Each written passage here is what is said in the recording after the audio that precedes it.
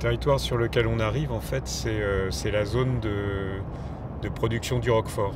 C'est un territoire qui est profondément marqué par l'élevage ovin, de production laitière.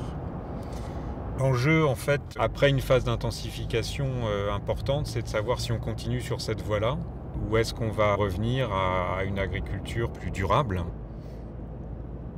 Développer l'agroécologie sur la zone, en fait, nécessite que les acteurs qui accompagnent les agriculteurs se coordonnent pour avoir une approche globale de la ferme et que l'agriculteur puisse avoir différentes sources de conseils qui soient cohérents entre elles. L'intérêt de développer une approche participative dans ce cas-là, c'est de faire le chemin avec, d'une part, les conseillers et les agriculteurs eux-mêmes. Ce sont des personnes qui sont experts de leur territoire et donc ils vont pouvoir porter un regard tout à fait pertinent sur ce qui est possible de faire.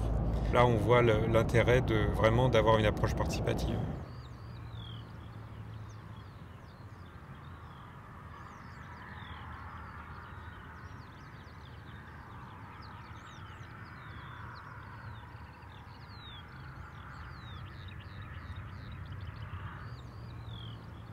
Essayer d'agir en ce moment, maintenant, c'est d'essayer de se projeter à 20 ans et de se questionner sur qu'est-ce que sera l'agriculture sur la zone ici dans 20 ans.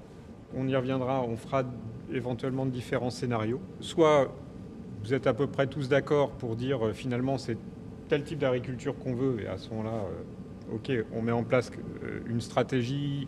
Soit il n'y a pas un consensus, mais je dirais c'est pas si grave que ça parce que ça permet à chacun d'avoir une vision un petit peu globale des choses et de pouvoir se positionner par rapport à ce qu'il a envie de développer comme projet dans cette réflexion.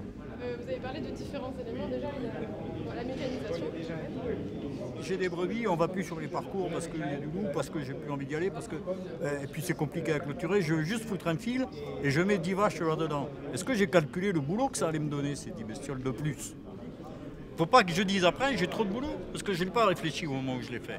Et quand tu as réfléchi ce que veut dire le travail, bah après tu vas réfléchir ce que veut dire la main-d'œuvre. Les gens qui cherchent un travail sur l'exploitation ont du mal à trouver, et les agriculteurs qui cherchent un salarié ont du mal à trouver aussi. Je crois que la main-d'œuvre, à un moment donné, il faut tout travail mérite salaire. Donc je crois qu'on ne peut pas partir sur. Je suis d'accord. Quand on s'installe agriculteur, il faut se faire un projet de vie, voir ce qu'on veut. Même si c'est une reprise ou si c'est une création, peu importe, encore plus dur quand c'est une création, mais qu'est-ce qu'on veut réellement? Ça dépend. Des fois c'est plus dur sur une reprise. Des fois c'est plus dur sur une reprise. Mais qu'est-ce qu'on veut réellement? Est-ce qu'on veut passer du temps? Il y a sûrement plein de scénarios qui vont se mettre ensemble. Il y a 30 ans de ça, tu avais chaque région avait son petit fromage, un truc comme ça. On pourrait réussir à préserver la OC telle qu'elle est et pas la brader aux industriels, premièrement. Faire le contact avec la nature qui normalement doit dicter le travail qu'on a à faire. Malheureusement, je pense que l'industrialisation et donc l'augmentation des surfaces, On ne considère plus la contrainte. et que parallèlement à ça, il y a plein de... Je pense qu'on manque dans le milieu agricole justement de ce partage, d'échange entre collègues pour pouvoir mieux avancer et pour pouvoir évoluer dans notre façon de voir les choses.